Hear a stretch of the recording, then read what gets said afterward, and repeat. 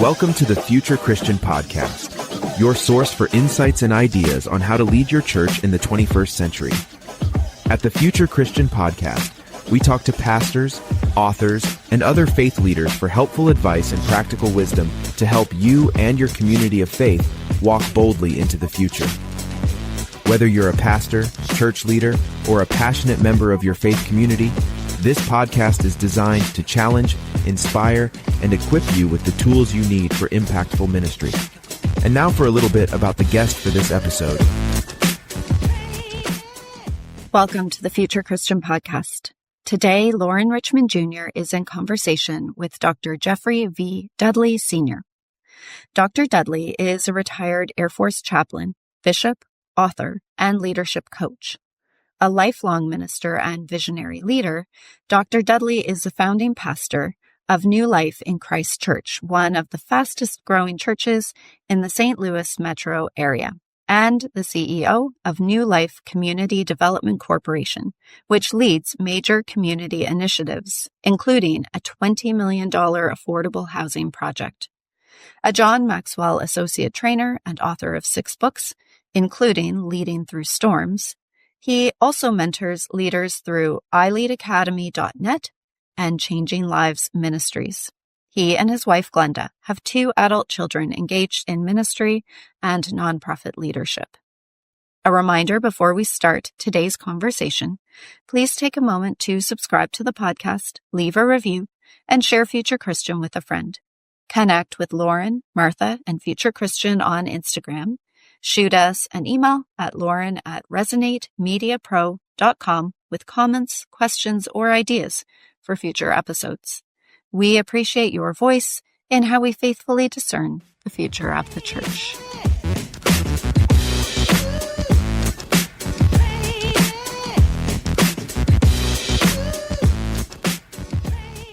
Hello and welcome to the Future Christian Podcast. My name is Loren Richmond Jr., and I'm glad to be recording today with Bishop Dudley. Thank you so much for your presence here and your conversation. Thanks for being here, and anything else you want to say about yourself before we begin? Well, I'm not sure what I want to say other than I'm thankful that you have me on. I know you're going to ask me a lot of other questions. I was thinking about that when you said, okay, what else would you want to say that's not already in your bio? Right. First thing that came to my mind is that I like butter pecan ice cream. How about that? So we can start with that.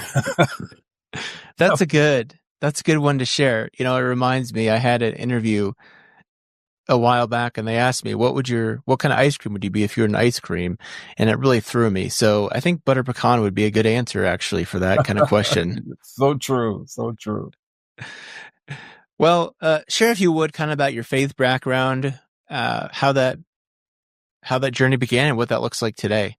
Well, I gave my life to Christ at the age of 12 at a summer Christian camp of our denomination. I come up in a Pentecostal holiness faith background, and it actually is the oldest incorporated Pentecostal denomination in the country, United Holy Church of America Incorporated. And so I gave my life to Christ at that summer camp in the right off the beach of North Carolina near Wilmington. Never will forget it at 12.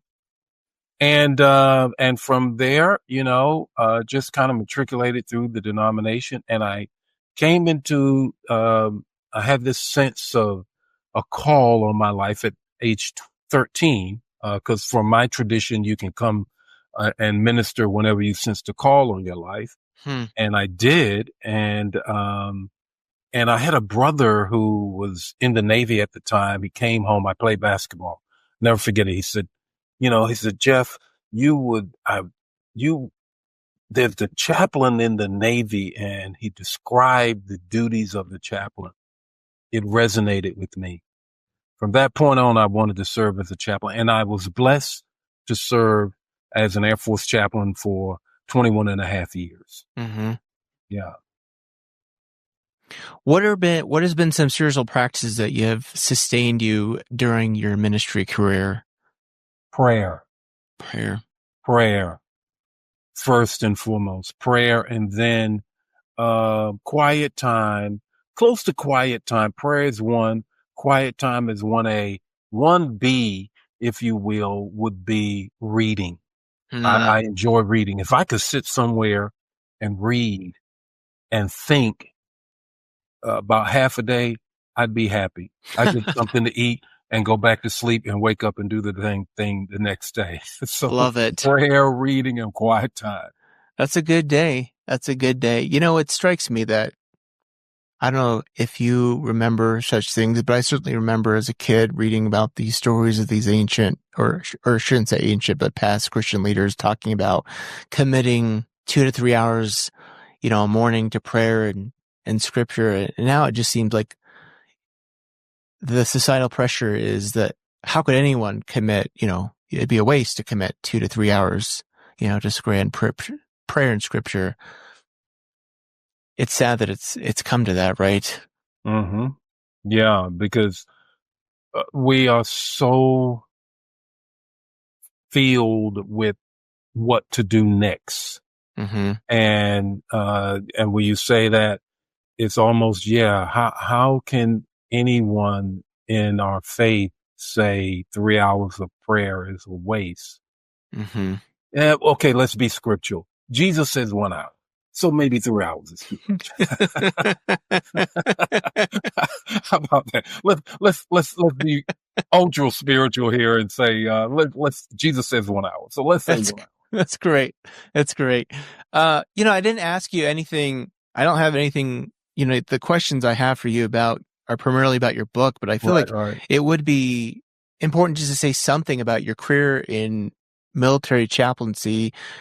I work part-time right now as a hospital chaplain, and I'm certainly slightly different work than a military chaplain, I suppose, in that, you sustain longer relationships with folks in the military there than I necessarily do as a hospital chaplain. But anything you want to say just about your career as a chaplain that led you or formed you into your current role in church ministry? Being an Air Force chaplain is the next best job to what I do now. There's no better job than that. Call on your life, and to be able to carry that call on your life while serving your country and wearing the cloth of your country, to me, unmatched. Completely unmatched. You are in the very midst, and there was a thing that we had when I was active duty that they would say, okay, what's our purpose? What's our mission? You're in the midst of everything. And it was the presence of the holy. And in the midst of war, in the midst of life and death, in the midst of all of that, you are the presence of the holy. And that to me is a formidable place to be. And I count it next to what I do now as nothing greater to do than that. Wow. To have done than that.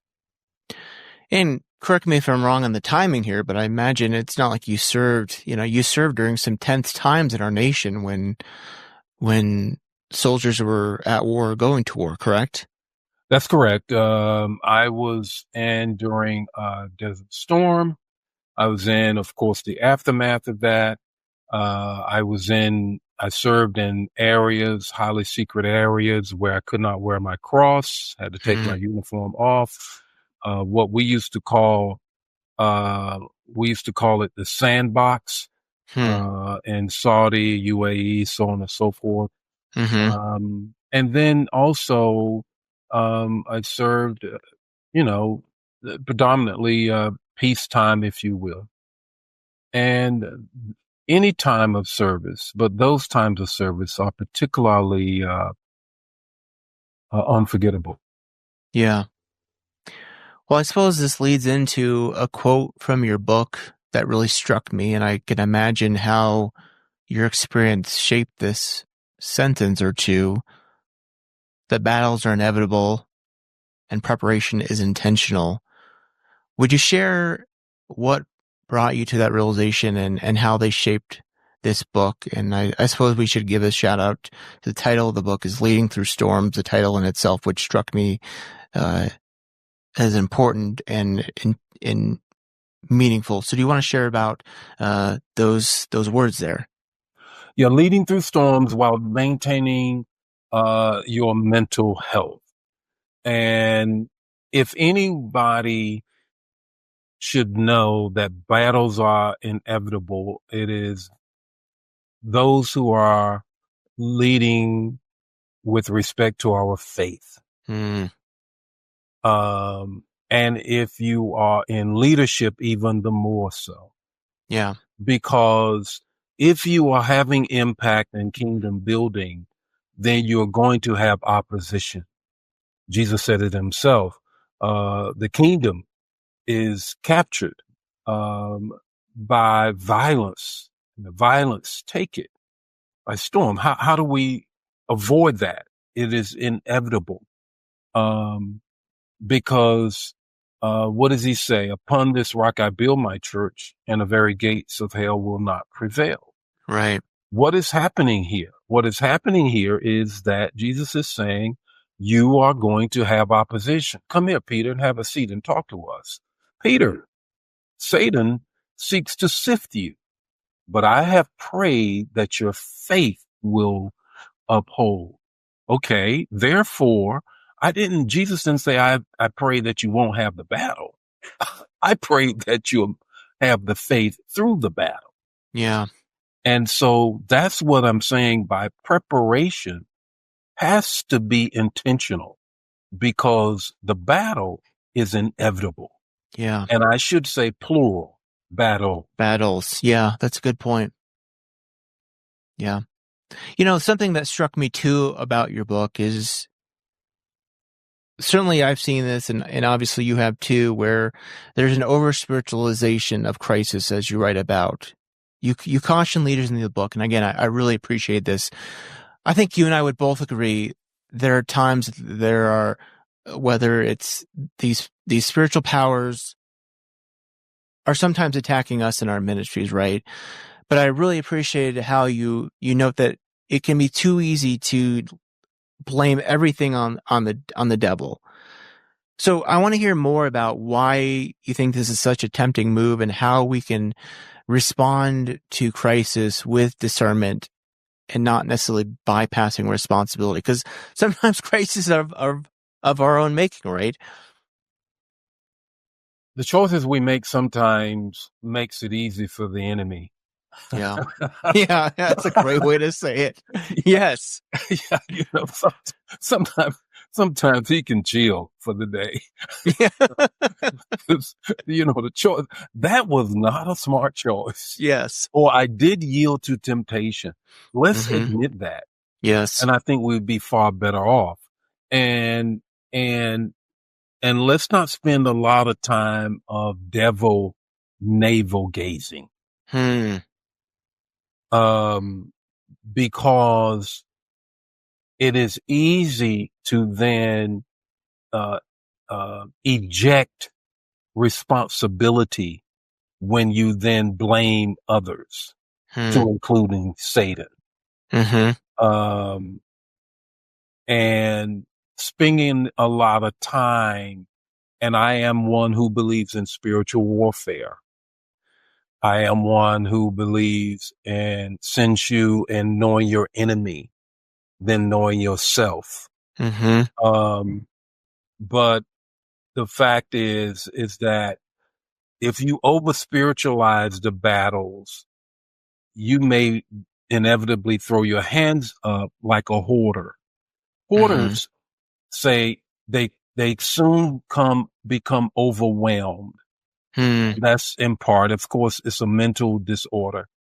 But they soon become overwhelmed to where they just give up and do nothing. Right. And therefore, the hoarding becomes to a point where it becomes even life-threatening. Yeah. So it is with our walk with the Lord and not over-spiritualizing. You can so over-spiritualize and give the enemy so much credit and so much weight and so much power that the enemy does not have, Satan doesn't have. You throw your hands up. Yeah. That's what I really mean by that. Well, I'm appreciating this perspective. I feel like there's some correlation here to what you all also write about just slightly before this in the book about pruning and being canceled as a blessing. And that struck me, I think. So I for sure want to hear more about that because you write about this process as a gift. Can you share more about your own experience and how you've come to see it that way? In my book, and so let me put this in context, our conversation. Yeah. In my book, Leading Through Storms, Successfully Navigating Ministry While Maintaining Your Mental Health. In my book, I talk about how I planted the church, right? Coming out of the military, highly successful military career. Now the church, is a church plant, and, it is a highly successful church plant. And then, of course, the inevitability of opposition comes and begins to attack. And so, with that, when we get into that whole piece, now we talk about, how then do I deal with what is going on? How do we get through this moment? Mm-hmm. And as you are getting through the moment, there are times when you are canceled. Yeah. And there is nothing more heart-wrenching, I think, to a pastor, a spiritual leader, whether you're over a life group, whether you're over a team of greeters at the door, Mm-hmm. whether you are the senior pastor, when someone comes and says, I want off your team. Yeah. Yeah. Yeah. And so they're canceling you. Well, what about when in my book, I talk about, there was a sense I felt as if, we had this, one of our leaders, had a, failure of judgment. I made a decision. He left. And then I had in succession, the youth pastor, the worship leader, the executive pastor, all stage left. You want to talk about feeling canceled? Right. And in those moments, I think you have to really grab a hold of what is your leadership ability? How do you lead out of this? And better yet, how do you lead yourself? Yeah. I think this leads into another thing that struck me from your book. Again, one of the things I appreciate about your book is you have these like kind of real simple, succinct sentences that really pack a punch. They really say a lot in a short phrase. You cannot bleed on the people. And that's such a strong image to me because I've seen this where someone is dealing with the kind of setbacks you talk about, you write about, where folks on the ministry team are leaving or the ministry is not going well in a season and they get up on stage, they get up on the platform and they just start, or maybe it's in a board meeting and they just start bleeding out on the people. Certainly we want to be like authentic, but talk about the boundary and why those boundaries are important of being authentic, but not being boundaryless, as you say. The fact is that I think you have to make sure that you can't blame sheep for being sheep. Did you think they were going to turn into something else? Mm-hmm. When they came in the fold, they were sheep. Sheep, at the slightest disturbance, scatter. Mm-hmm. We have this image, we know it well in John 10, where Jesus says, I'm the door. Right. Where he actually, and we know this from the Palestinian culture, that the shepherds then on the meadow side puts the smallest of obstacles around them to keep them, and then he lays in the door. And they have to come in and out through him. We know this image from the 23rd Psalms when he says, he leadeth them besides the still water, Right. battling water. They won't drink. It's disturbance. They easily are disturbed and scattered. So when things happen in the fold and in the flock, and they begin to get disturbed, why would you bleed on them for acting like sheep? And then, okay, it hurts, Bishop. Yeah, it does. What do I do with my hurt? If you're not careful, if you don't find a place to put it, you will then, in fact, put it on them. So how do you avoid that? Yeah. You avoid it by preaching series. Yeah. Therefore, you don't on Thursday, Friday preparation, or if you're Saturday night wonder preparation, you then dig into something that's hurting you and it comes out in the message. So you do series. You have quiet time, prayer time, reading time. You have a counselor. You have a counselor. Therapy is a good thing. Yeah. That you can take this pain and place it there. You have a mentor. So how do you not do that? Because Right. you do want to do it. I mean, Right. who doesn't want, my homiletics professor used to say it's deferred anger. Yeah. And if you don't deal with it, they're going to hear from you. Right. Right. And you're going to use the power of the pulpit Right. to, set some people straight. Yeah. But Sunday morning and Wednesday night ain't the time to do that. It's interesting you say that, because certainly, I mean, other contexts I've had, other conversations I've had with people, even around like change and worship styles, they say like Sunday morning is not the time to bring change to your church. Like that's like, you want to do that well, in smaller and more controlled environments. I can imagine certainly there are times where you want to speak powerfully about whether it's something going on in society, whether it's going on within your church. How do you discern then? How have you experienced this? Like, when is the time? I mean, is it running through, running this by your mentors, your advisors? Like, now is the time where I need to speak powerfully to the whole church on this. I think you do. In my case, I had an executive coach, which was very helpful. Yeah. Everybody's not in that place to have an executive coach. And so, yeah, I think you run that and filter those things through them. But at the end of the day, like you said, there are times when a formidable moment must take place on Sunday morning, that you have to call the church into being what it's supposed to be on a Sunday morning. And that means, and I would say you do that through a series, you do that from a groundswell. I come from a Pentecostal holiness background. Yeah. And there are times when the Holy Spirit moves that you must speak forcibly to.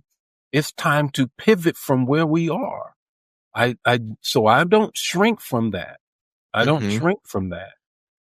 It's just that make sure it's not wrapped in anger. Yeah. Yeah. I mean, I suppose it ties back much to much of what you've already said here, and I think is such an important theme of the book, is understanding yourself, being aware of yourself, being aware of your own stuff. And I think this transitions to what really struck me in your book is just your honesty, your vulnerability in the book, which really struck me powerfully. And I want to recommend it for readers too. I want to say you write that we are not what we feel. You say it for first person or second person. You are not what you feel. And I think we've all been, certainly you write about your seasons in ministry, difficult seasons in ministry in the book, of feeling, devastated. What was helpful for you when you think about those times where you felt devastated and left behind? What was helpful for you in creating that distinction between your feelings and yourself? Ask me again. So again, I'm thinking about that quote, "You are not what you feel." Mm-hmm. What helped you come to that distinction? I think, and that's a great question. I think the distinguishing thing is, of course, being authentic, of course, knowing yourself. And knowing that feelings are real, but feelings are not you. Yeah. In as much as we are spirit beings on our way to eternity Mm-hmm. in a physical world. And I have to understand that this moment of emotion is a tactical moment, not a eternal or strategic moment. And if I turn it into that, it could be devastating.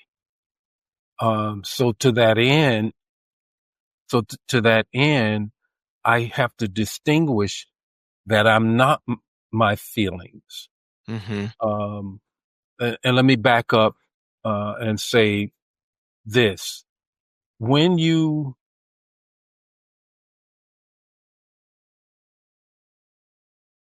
ontologically, you have to know you. Yeah.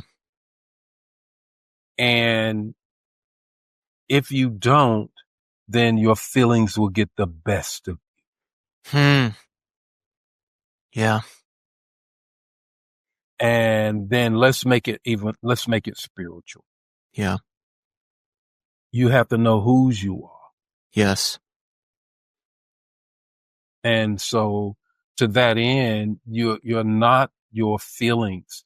And when I was up against that, when I had all of these exits in ministry, when I'm having in the middle of construction, a bank to pull out, Mm-hmm. now I have red iron in the air. Kind of hard to grow a church when the people come on the campus It's and not it's great red optics. and they know there's not great optics at all. And they come on the campus and they see a half-built church. Mm-hmm. That's tough. And then you have to find things that you hang on and you give the church to hang on. I used this phrase then. I still use it now. God calls us to do the hard thing. I used to tell the church that we are one of the churches in this community that God calls to do the hard thing. He doesn't call every church to do the hard thing. For whatever reason, he called us to do the hard thing. And so when you realize that, then you can't languish in this moment. I remember this. I'll say this and we can move on. Yeah. I would come on the campus and half of the sanctuary expansion is, come on the campus and half the campus is not done. Right. And, there's weeds growing up, all of this, and it hits me. You guys need to get out here and cut this grass, do all of this, clean up where this half construction site is left. Because we were trying to get another lender. Right. More funding. And so it was a Saturday. The men had our Saturday morning breakfast, monthly breakfast. And I told the men's ministry, I said, look, after we have our breakfast, after we have our teaching for that morning, we're all going out here, get your weed eater, get your stuff, get all of that. We're going to clean this thing up. Mm-hmm. Do you not know within months after we did that, we got the funding Wow. to continue? To me, that was more than a moment or coincidental or a Absolutely. correlation. To Absolutely. me, it had everything to do with us moving in faith. Yeah. It had everything to do with us back to this feeling thing. Yeah. Not woe is me. Yeah. We're not our feelings. We're not victims. Yeah. I don't know this has always been hard for me, I suppose, to accept begrudgingly in my own life, in my own experience, but there really is such a truth to that God says, like, I get you can't, build the whole ship, but I need you to at least bring the tools, or, whatever the metaphor you want to use. So it strikes me that in that season I can imagine immense frustration, great pain, disillusionment. You want to just like let that go and go to rot and say, woe is me. And then you say, let's clean this up. That's a little thing you and the church chose to be faithful with. So I'm appreciating it because, I'm in a season of life where I'm just trying to tell myself, like, what has God placed in front of me that I can be faithful with? So I'm appreciating that testimony even now. And I hope what's helpful for our listeners, because just is such a good reminder. I do want to ask on this too, because I think it was, again, something that struck me powerfully from your book. And I want to respect your boundaries here so share as much or as little as you're comfortable sharing within your own boundaries, your vulnerabilities. But I think it really struck me about your honesty about your suicidal ideations during that time. So again, I want to respect your boundaries and what you're comfortable sharing, but anything you're willing to share just about that, because again, that struck me as just powerful honesty. Thank you for the opportunity, actually, because I do think it is something that we need to talk about. I do think we need to be honest with ourselves with the weight of ministry. Yes. And how we pull it to ourselves and not to him. Oh, yeah. I think, don't want to put on ministers. Some of us have a superhero complex. Some of us, not all of us. Yeah. A lot of, everybody, I won't put that on everybody, but one or two of us Right. got into this whole thing to go into the phone booth and come out and save the world. Yeah. I mean, let's face it. We have that sense. And in that whole approach, and again, it's leading through storms, it's successfully navigating ministry while maintaining your mental health. Not at all suggesting that anyone, to include myself, are mentally ill. Yeah. Not that is something, shame, because that's an illness like cancer, like heart disease, whatever. But in the midst of that pressure, in the midst of driving on that campus and half done, in the midst of families coming and saying, I'm going to find somewhere else to worship, in the midst of leading the core who stuck with the whole vision, and I thank God for them.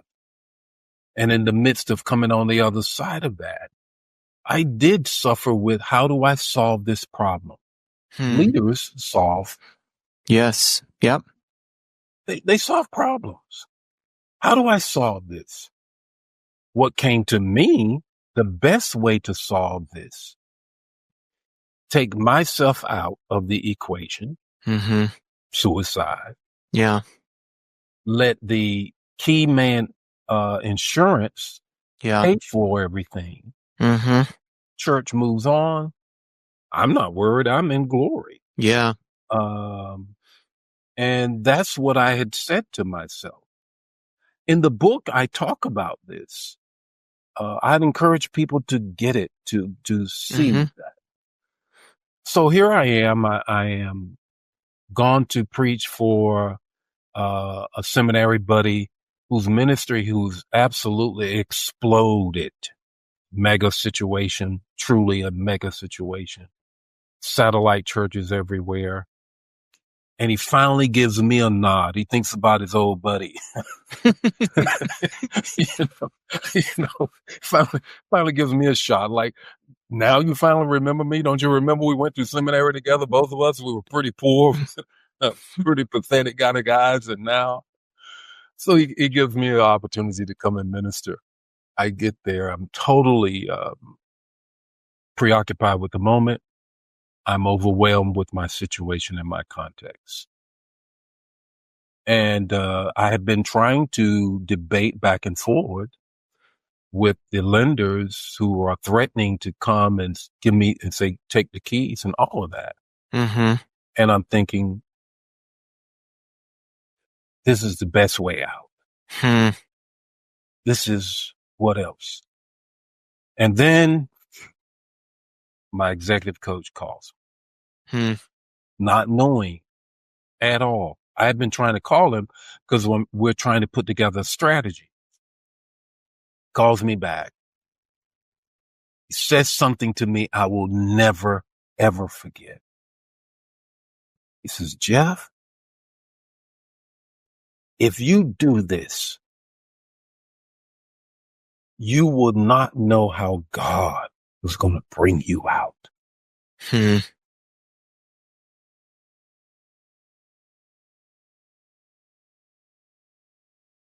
I just think about that. I ain't going. I moved back from the window. It had to be God. Had to be God. I stepped back. I'm in tears. I get it together. I minister that night. My friend, my seminary buddy, he never knows what's going on. And in that moment, I quit, and I say this in my book, I quit marching to the drum beat of that ideation, but to the fact that, and he encouraged me because a coach does not do therapy. So he encouraged me to get with my therapist. We began to talk about that superhero. Put your cape back. Yeah. Jesus, they already pulled lots for his robe. Yeah. You don't have to die for this. He already died. Yeah. Yeah. That was one of the most pivotal moments in my ministry. Yeah. Well, I'm so grateful. I'm so grateful for you sharing that both in your book and, here on this podcast. I just, I'm struck by the importance, just like you said, of sharing these things. I just had to do a training, in my chaplaincy role for, suicide ideation. And I think it's so hard. We want to kind of beat around the bush and not have these direct conversations, but I'm just reminded of, even in my training, about how asking direct questions, to people, and how are you feeling? Like, are you thinking about harming yourself? Like, these kind of conversations, they do matter, and they do have an impact. They do. And it's the same, or probably I'm sure I had a similar training when I was a chaplain in the Air Force. Right. And we do step away. We do shy away from asking that because we don't want to project. We don't want to seem like, oh, are you crazy? We don't want to do all of those things. Excuse me. And those are hard conversations. And in fact, the person on the other end, that's exactly what they need to hear. Yeah. Yeah. Well, I really appreciate your sharing that. I suppose before one last question here before we take a break. I think, again, a simple quote you said that that resonated me here from the book. You said, plant the church first. Again, you ended the book or near the end of the book with that. It sounds simple, but I can see so much beneath the surface. Anything you want to say to that end? Yeah, we did something that I do not encourage church planters to do. And I'm in the midst of planting some more churches. And we were building and planting and building the people at the same time. I would never do that again. I would plant the church as in grow the people before I try to build a building. Yeah. Because doing both, not recommended unless you enjoy pain. Because it's tough. And that's what I was saying then. And I plan on doing that approach going forward as we plant some other churches from our mother church. Yeah. Good stuff. Well, the book is Leading Through Storms, Successfully Navigating Ministry While Maintaining Your Mental Health. I hope, listeners, you got a sense of just how powerful the book is, and Bishop Dudley's testimony and words here are in the book. Let's take a quick break, and we'll come back with some closing questions. Okay, we're back with Bishop Geoffrey Dudley Sr. I should add the senior because I am actually myself a junior, and my father is a pastor too. These closing questions, you're welcome to take these as seriously or not as you'd like to. But if you're a pope for a day, what might you want to do with that day? If I was pope for the day, I would call together all of the world leaders, faith leaders, and I would try to solve the problem in Gaza. Yeah. The starvation that is happening. And I would try to get the political leaders to see humanity and not political power. Yeah. I was struck by that this morning, and I've been thinking, praying, even on my limited impact, how can I move the needle towards humanity in that regard? My goodness, awful. Do you have a theologian or historical Christian figure you'd want to meet or bring back to life? 2, I would want to bring back to life and meet Bonhoeffer and Martin Luther King Jr. I love to sit down and talk with them. Then I'd love for them to lead us in this very divisive moment that we find ourselves in right now. Bonhoeffer, because he was very insightful in seeing the waywardness of Christians in that moment and their parochialism and being used by the government to advance a political agenda and not a kingdom agenda. And Martin Luther King in that very similar and causing the country to live up to its ideals. Yeah. Yeah. Well, I suppose another potentially heavy question here. What do you think history will remember from our current time and place? I think history will see us as revisiting and reliving Reconstruction. We are in now a neo-real Reconstruction moment. Interesting. After the Civil War, there was great acceleration of former enslaved people, African Americans. Quickly after that, we went into Jim Crow, which was a white lash against the moving forward of African Americans. And for that time, the late 1800s to the early 1900s, from that time to we were in the Jim Crow era, and the segregation era all the way up to the 40s and the 50s. It's about 40 years. That's 4 decades. We move now into a post-Obama era. I call it a neo-reconstruction era. And I think history, when it looks back in this moment, we'll see we are now again revisiting those things because the same types of advances with laws are happening equal to that then. And so I think when we look at peace, we will see that and the shrinking of what is the church doing.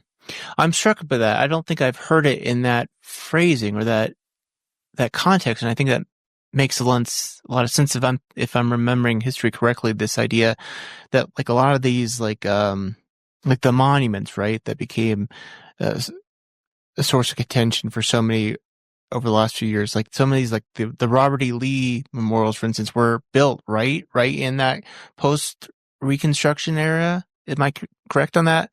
Yeah, the 40s and the 50s. Yeah. As a response to a pushback. Yeah. Had nothing to do with culture. Yeah. Had nothing to do with the Southern culture. Nothing. Zero. Zilch. Nada. Wow. I again, the quote that's been resonating with me of late is the idea that history may not repeat itself, but it sure does rhyme. So it's a fresh, like that. I don't remember who said that, but that your story sure is just another fresh reminder of that being true in many ways. Well, how about something more hopeful? What do you hope for the future of Christianity? I hope that we begin to be more like Jesus and less like religion. That here is Jesus, the person. And my hope is that we then go hard after him and not after the religiosity of being a Christian. We have now a movement, if you will, the Christian nationalism is really it is a movement that somehow or another people see that this is Jesus. I'm struck by that. Yeah. Christianity is about other. Yeah. And whenever you make other an enemy, right, that's not Christianity. Right. And so, but I believe, and you say hopeful, and I agree. The hope is this. This hope we have in Jesus. Now you're preaching here. Yeah, that's right. Absolutely. Yeah. In my tradition, we say, hold your ear and let me hoop, because this hope we have in Jesus. Well, is there another hope? What is hope? Paul said, what is hope if hope is not in hope? Right. So I have that hope. And I'm going to preach Jesus. Amen. Yeah. And I believe that. Well, what a blessing and pleasure this conversation has been. I'm so thankful for your perspectives, and that you shared this with me and with our audience. Share, if you would, how people can connect with you, get the book, all that stuff. Well, what they can do, I would love for them to get the book. It's on Amazon, is at Barnes and Noble, or they can go to University Press and get it. Or you can just go come on my website. The church's website, of course, is www.thisismynewlife.com. Thisismynewlife.com. That's not hard to remember. Thisismynewlife.com. That's our church website. And you can find me on all platforms, all social media platforms.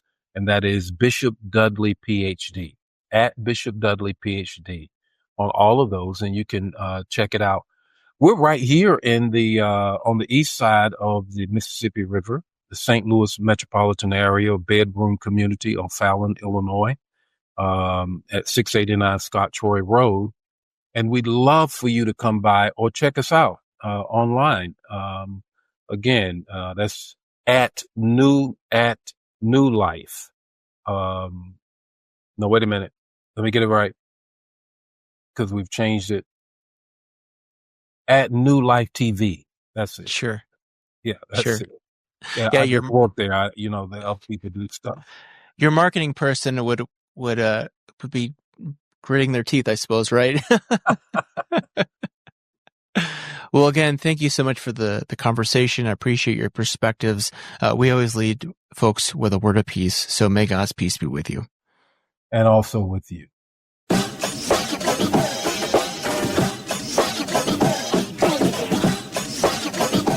Thanks for joining us on the Future Christian Podcast. The Future Christian Podcast is produced by Resonate Media. We love to hear from our listeners with questions, comments, and ideas for future episodes. Visit our website at future-christian.com and find the Connect with Us form at the bottom of the page to get in touch with Martha or Loren. But before you go, do us a favor. Subscribe to the pod to leave a review. It really helps us get this out to more people. Thanks, and go in peace.